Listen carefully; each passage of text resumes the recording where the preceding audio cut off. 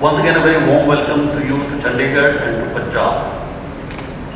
You got a very hectic schedule, and I do hope that these 5 days that you spend in the state of Punjab, you will not only have a better perspective of what contemporary Punjab is all about, what is important in the geopolitics of the Indian subcontinent, South Asia in general and Northwest India in particular, what's its role in the economy of the country, what are the challenges, and I hope that whatever knowledge or information you take, you'll be able to ingest and put into your own regional context and into your own service as well as particular posts that you may be holding or holding in future. I'm acutely conscious of the fact that within a limited time, I intend to cover not only the history of Punjab as we know today, but Punjab as a geographical entity. Because one of my favorite quotations is that history determines geography and geography determines history. So one has to delve a little bit into the history and geography of the region to be able to understand where we are. But then it is not just about a class of history, it is also where we are poised here, what is the role of Punjab before independence, after independence, now, and of course in futuristic type of thing. So I'll try to be brief, it will be sketchy, I'll try and cover, let's say, less and less about more and more. And I do hope that we have about 10 minutes or even 15 minutes at the end for question answers, observations, comments, interaction. In Punjab, as the name literally means, Punch is 5 in Persian, Ab is water, so it's land of 5 rivers.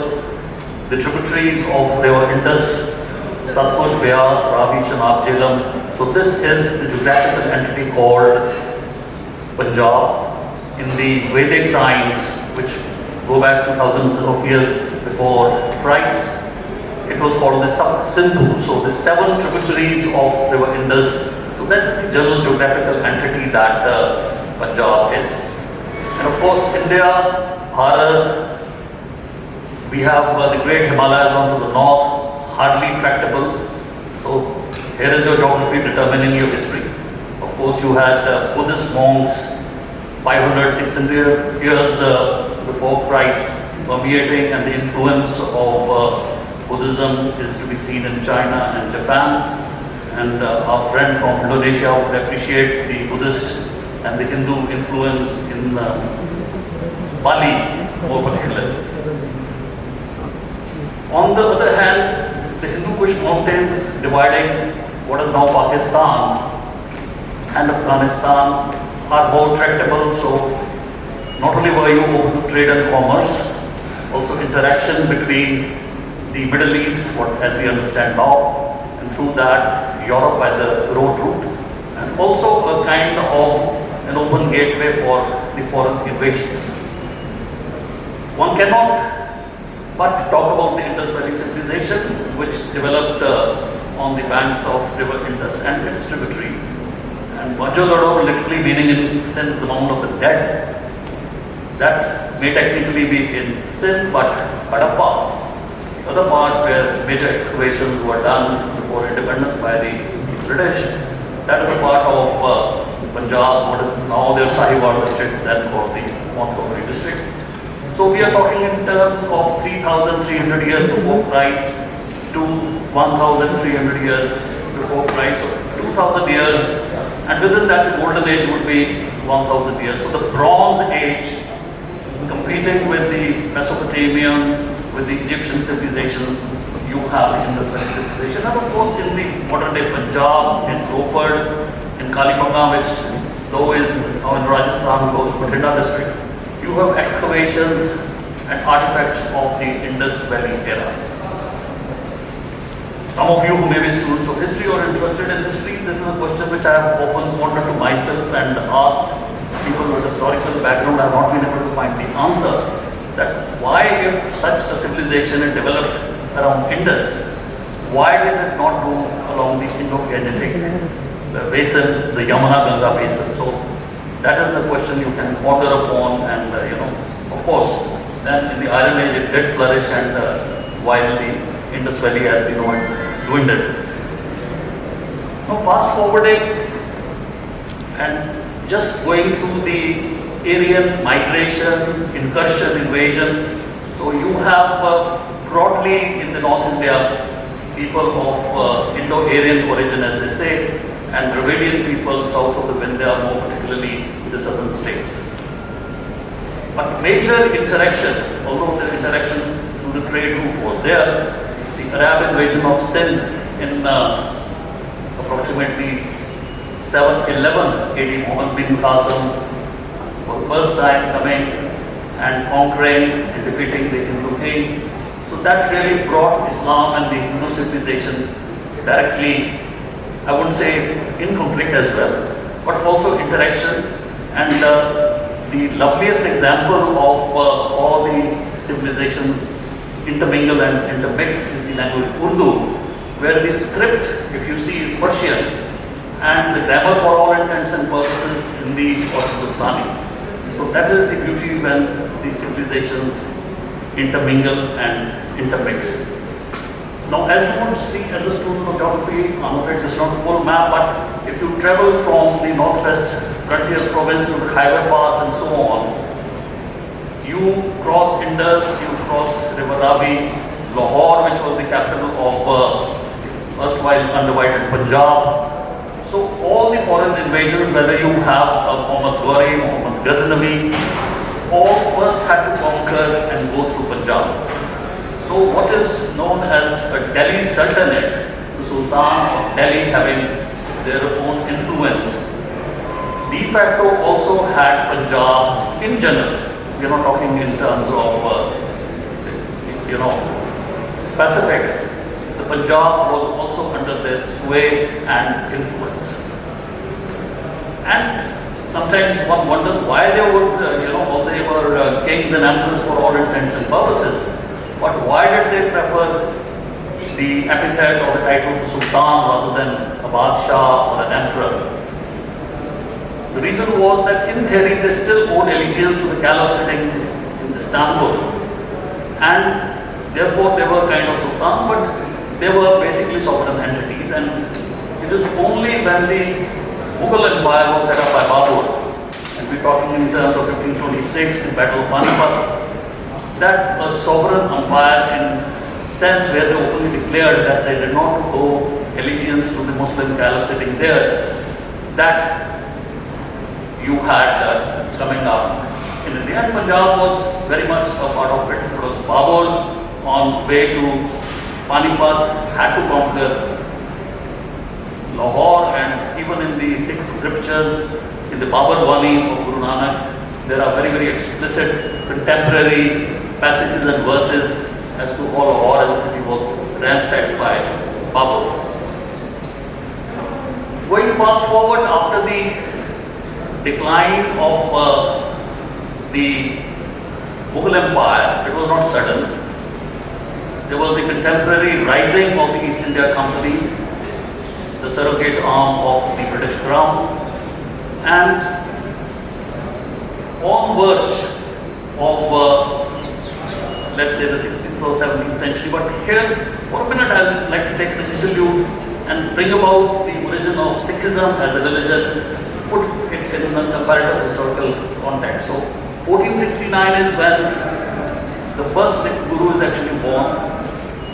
1699 is when the 10th Guru creates the Khalsa, and you'll be visiting Anandpur Sahib, which is a historical place, a kind of a militant, disciplined arm of the Khalsa to defend the poor and downtrodden. So, while Sikhism is spreading, Islam is there, Hinduism is there, in the greater Punjab, as we see the Indian and the Pakistan Punjab, and Punjab including what is parts of Himachal and parts of Haryana. So you had a kind of intermingling of these three religions, and Sikhism being the youngest was evolving. Fast forwarding then, we go to the emergence of the first sovereign Sikh empire of Maharaja Ranjit Singh with the capital at Lahore. And everything is beyond river Satluj. So Satluj, until literally knocking at the doors of Kabul, parts of Sindh, Kashmir being a part of it, Ladakh being a part of it, there were even disputed boundaries with Tibet and so on. So that was Maharaja Ranjit Singh's empire. And you had the British East India Company sitting on this side of the Satluj. And of course you had the princely states of Patiala, Naba, Jeet, and you'll be visiting Patiala.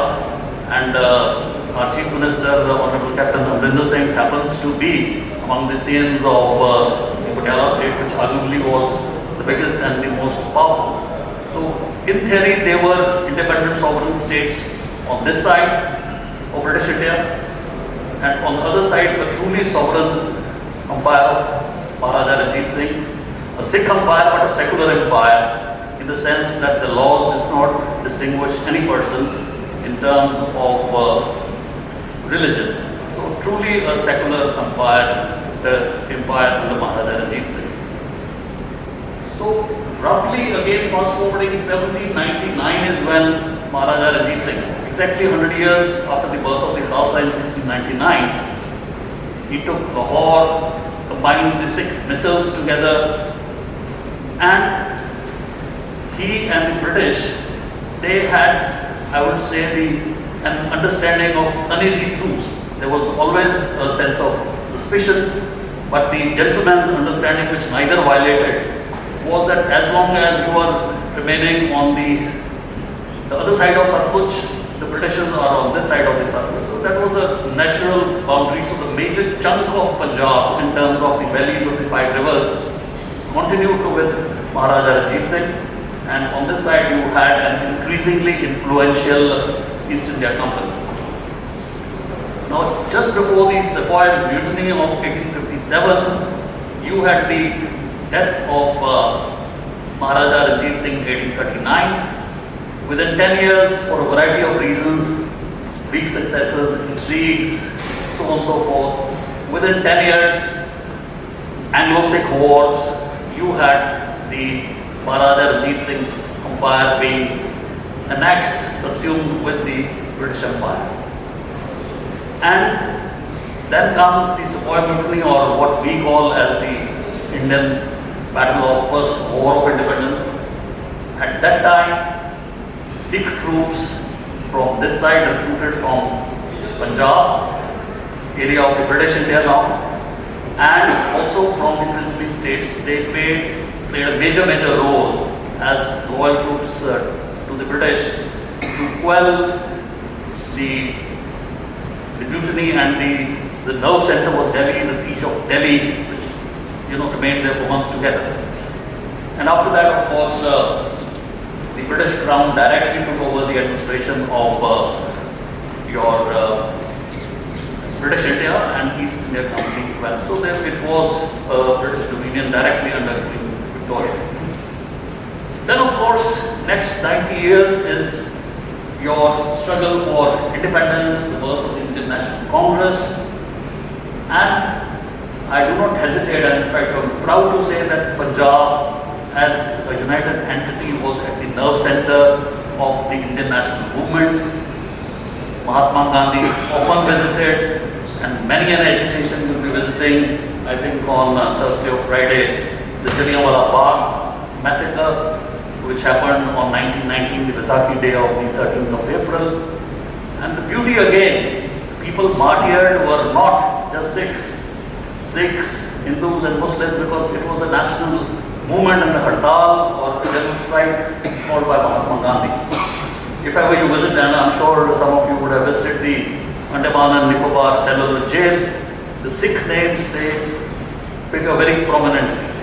Martyrs like Shaheed Bhagat Singh are not only martyrs, Shaheed-e-Azam, the premier among the martyrs, Shaheed Bhagat Singh, a Punjabi Sikh boy, barely 23. So therefore, in the independence struggle also, the Punjab in general and 6 in particular had a very, very important role to play. Now, as we say, here is a case of history determining geography. Independence came, but with that independence also came partition, and if there was a state to suffer, it was the state of Punjab. The bulk of its territories, including the canal colonies which the Britishers had set up, irrigation facilities provided, and people from this side, many a Sikh family had actually brought the whole area under cultivation. Those who were left behind, the loss of human lives on both sides, massive migration of refugees from this side to that side, that took place, and we were remained what is called the East Punjab, which would include the present day Punjab as we know it, parts of the plain areas of Himachal Pradesh, and of course including your area of Haryana. Then of course the rehabilitation efforts, the people who had left the land behind there to be allotted here, the Punjab administration rose to the occasion, and within a matter of less than a decade, all these issues were sorted out. People were given land with a cut, claims were settled, and so on and so forth. So people got on to their business of life rather than rowing and saying that the label of refugee may be on my this thing for generations to come. I have not visited Bengal, but some of our senior officers who have gone, that even today on the Hooghly Bridge you would have beggars sitting and saying, no, I was a refugee from what is now Bangladesh, or was a refugee when partition took place, but not so the Punjabi spirit. Immediately got on to the business, and we'll be going to Bhakra Dam. The whole idea of taming these rivers. So Satluj, Beas, Bhakra Dam project, it still would be the highest state gravity dam, creating irrigation facilities, and irrigation facilities not only for what is Punjab, taking water to the desert state of Rajasthan through newly dug canals, because it was also important here I'd like to mention what is called the Indus Waters Treaty. After we had a partition, the eastern rivers of Satluj, Ravi and Beas, they fell to the Indian share. You could use the water any way you like it. Bhakra Dam came up, Pong Dam on Beas came up, and of course now Ravi River, which in Amritsar district would describe the national boundary between India and Pakistan to a very large extent. We've got the Ranjit Sagar Dam or the Rain Dam, and another one downstream is coming up.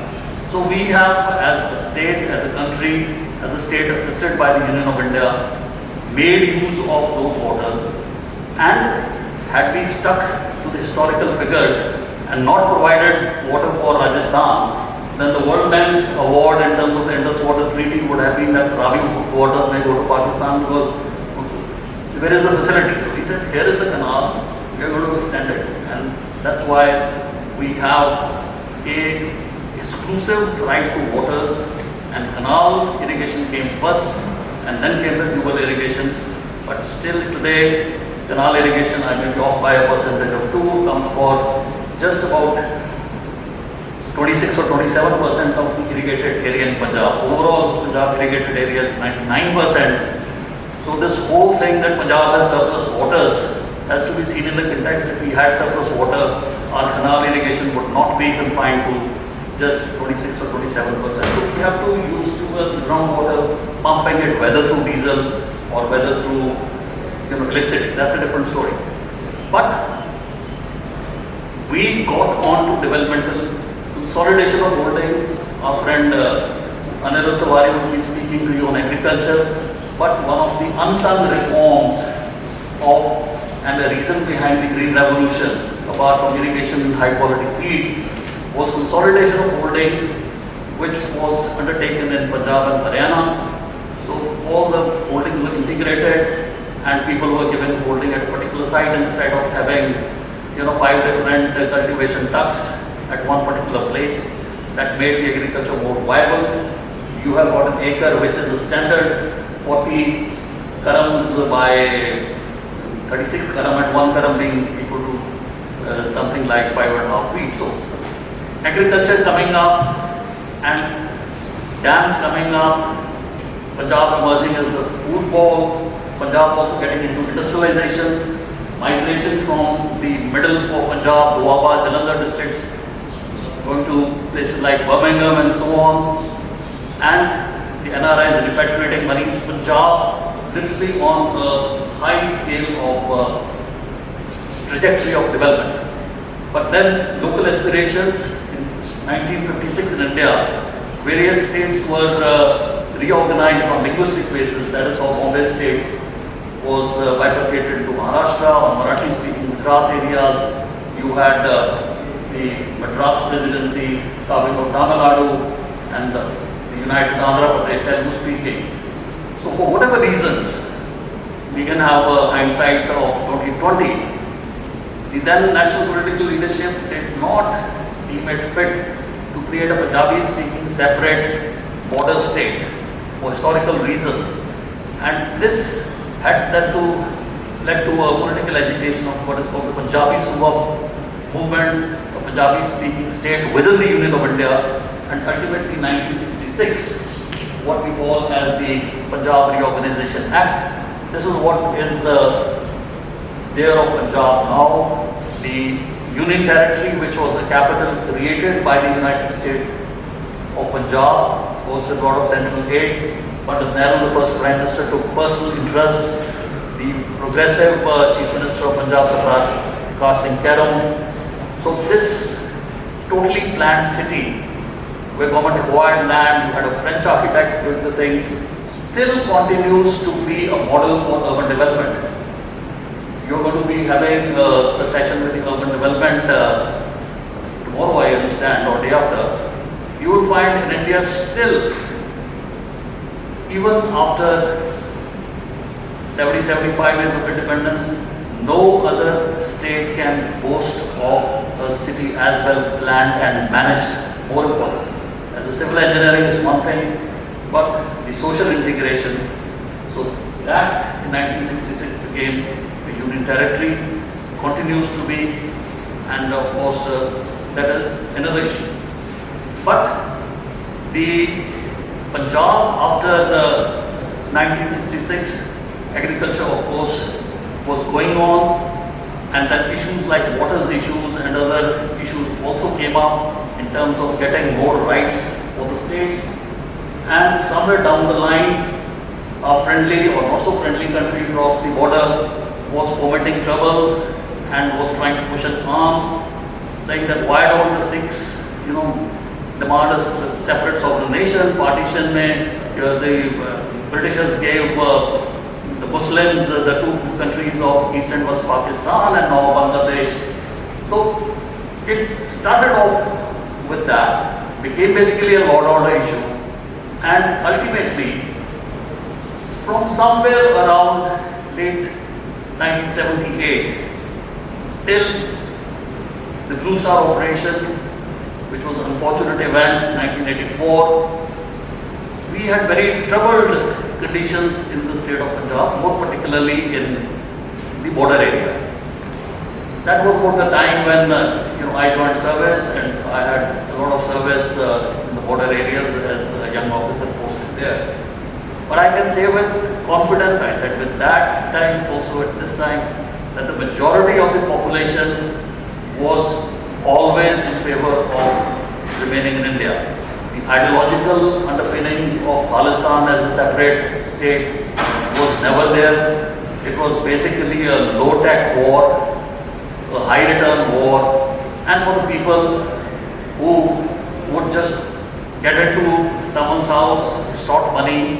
It was basically people masquerading as ideologists, and ultimately the Indian Union took a very, very strong stance. You'll be meeting the Director General of Police. He has served himself in the border areas, very difficult situation, and ultimately the people on both sides, the innocent populations, when there is a kind of a virtual war going on, they suffered, the Punjab police suffered a lot of casualties.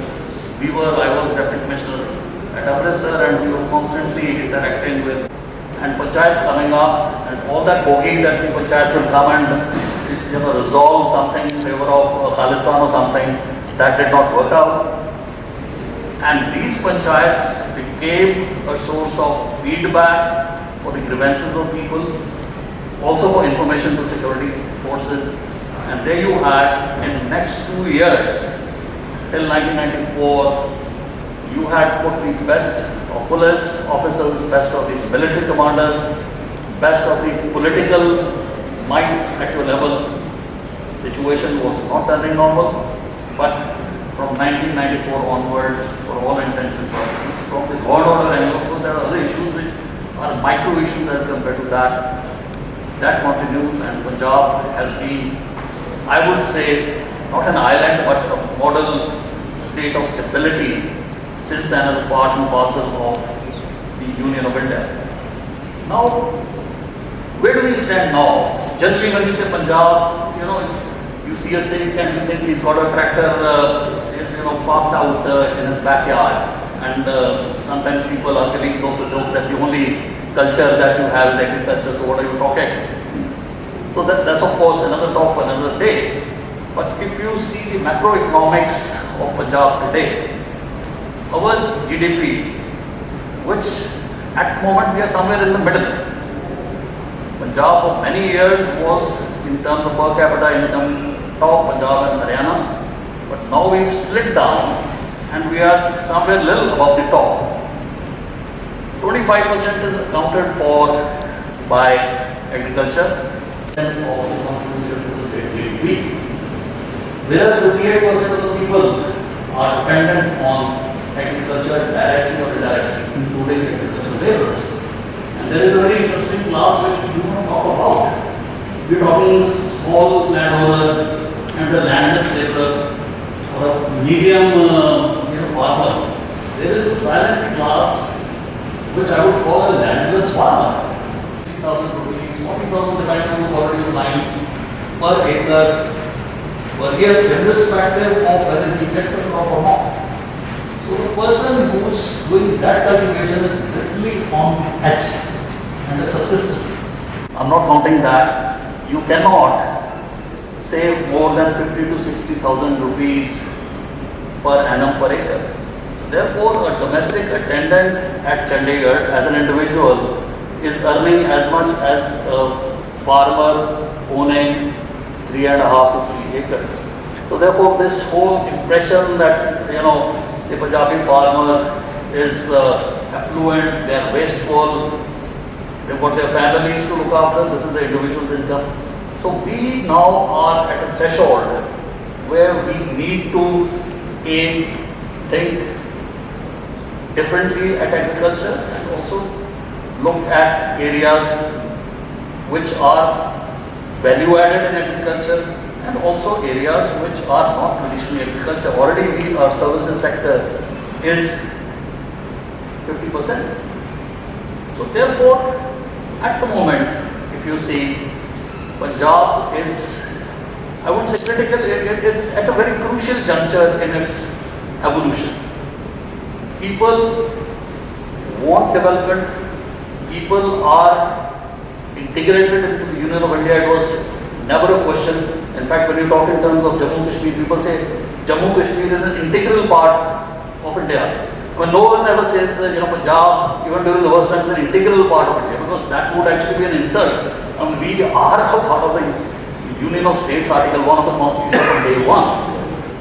But where do we go from here? Our neighbor across, irrespective of the friendly voices, come and not come, continues to have a hawk's eye on the internal affairs.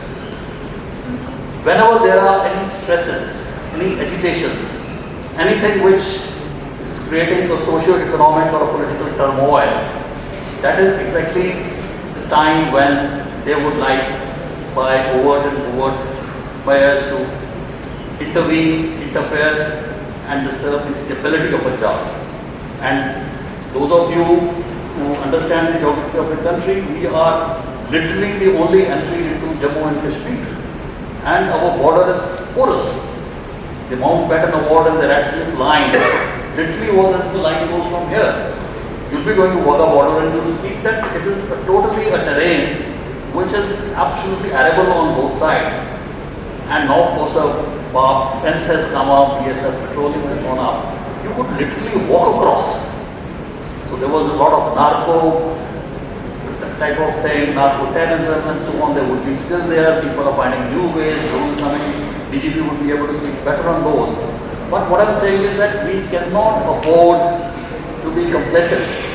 We cannot say that the army chief of Pakistan is making this friendly situation, or Mr. Imran Khan is a gentleman because he's a sportsman, and all that the Kartarpur access to the Gurdwara there has been allowed. So things are, we can afford to be complicit.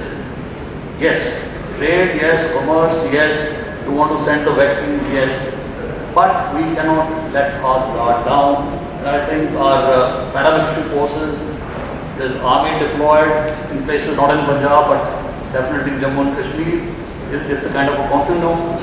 And Punjab police has got a beautiful history, lovely history. We have leadership is doing a great job.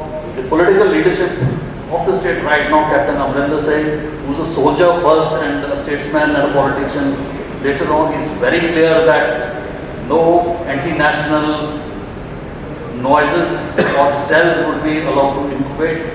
In terms of discussion, debate, dissent, it's one thing. But you cannot allow a foreign country, and especially foreign nationals, I would say, with a Sikh avatar sitting in a Canada or a USA or UK, trying to force an agenda which is neither in the interest of any Punjabi nor of country. So we are constantly on the vigil. We are cautious. There is of course no paranoia, but we are not letting our guard down, and nor is the government intended. The question is now, where do we go from here? I would want to paint a bleak picture. Obviously, agriculture has reached a state where saturation is taking place. But if you see people in terms of floriculture and various other things, fruits, provided cold chains are there, the type of returns that you could have would be literally an order of magnitude higher. We have to get into that. MSP, wheat, paddy, fine. Paddy is sucking a lot of water, you're pumping in that water, you waste a lot of electricity, energy. It's a different thing. The government is subsidizing the agriculture part. Without that, literally our cultivation would collapse. But the cost of the water table going down, those are the things which are costing not only Punjab but also the country as a whole. So we need value-added agriculture, value-added agro-industries. The industry secretaries would be telling you more about it. And of course, sport-oriented small industries, you will be going to Jalandhar. We need to focus on that. Our human resource in terms of the physical prowess, in terms of discipline, in terms of the intellectual capacities. If you see the people in Silicon Valley, if you see the people in Bangalore, a lot of Punjabi students are going there. And as they say, sweet are the use of adversity. Because of COVID lockdown, many of our people working in Gurgaon, Hyderabad, Pune, they came back and suddenly they found jobs here and at a fraction of the cost in terms of the rentals. So those people are also adding to the GDP.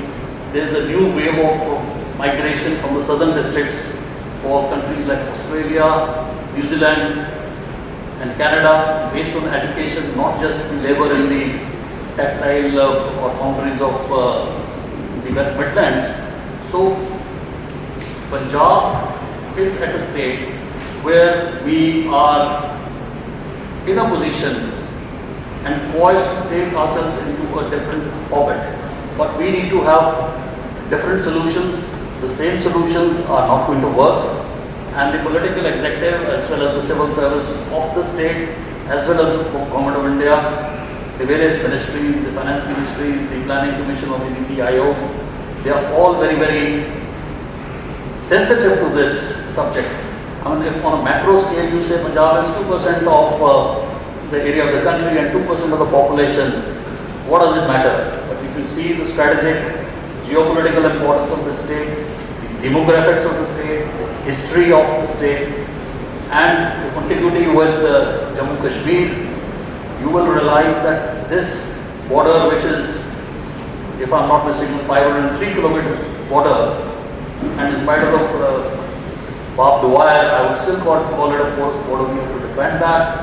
And on the economic side, in terms of education, in terms of women education, in terms of value addition, in terms of small self-enterprises, Punjab is taking and will take those steps, and I'm sure it will emerge as a beacon light, not merely as a green cereal producing state as we traditionally have been equated with, but as a hub of small industries, value added, digital industries, electronic and so on.